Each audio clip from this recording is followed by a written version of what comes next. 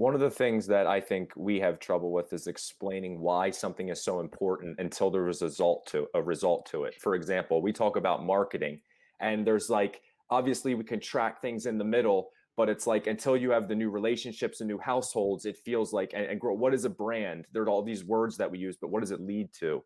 And with you and focusing on, I feel like that's what you're focusing on, the things that are very difficult to quantify, the things you can't feel or grab, but you know are the basis of every conversation. How do you get people to make that jump to start focusing on those areas that aren't as trackable or as tangible?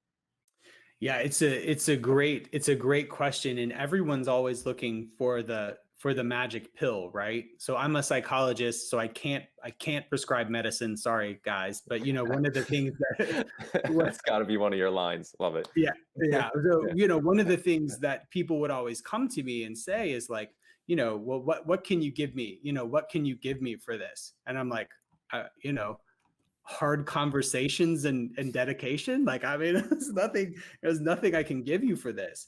And I have a specific memory of of a client coming to me with bad anxiety. And I said, okay, like, let's get a little bit of a personal health history. Let's talk about, how you spend your days. And he's like, usually have a donut and a couple of, a donut and a liter of Mountain Dew for breakfast. I'm not kidding. I'm from I'm from Alabama, so these sorts of things are to be expected. But and I'm like, look, hey man, like drinking that much caffeine and sugar is gonna like make anyone anxious. So can we talk about that? Like, no, like I want medicine, or like what are the magic words that you're going to say to me to not make me anxious? And I'm like, at some point you got to stop drinking so much Mountain Dew.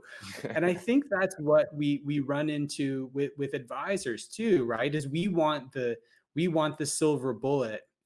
And I think there's two parts to how you begin this behavioral journey. The first one is sort of a leap of faith, right? Like you have to believe in it enough to try it, and then you have to feel something.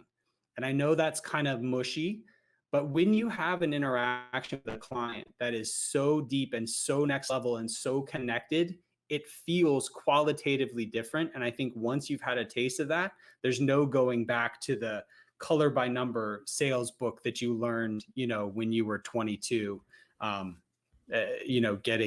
cutting your teeth in the business. So I think you gotta listen to podcasts like this, know enough about the research to say, yeah, that makes sense, and take that leap of faith. And I think once you feel that difference, you'll be converted.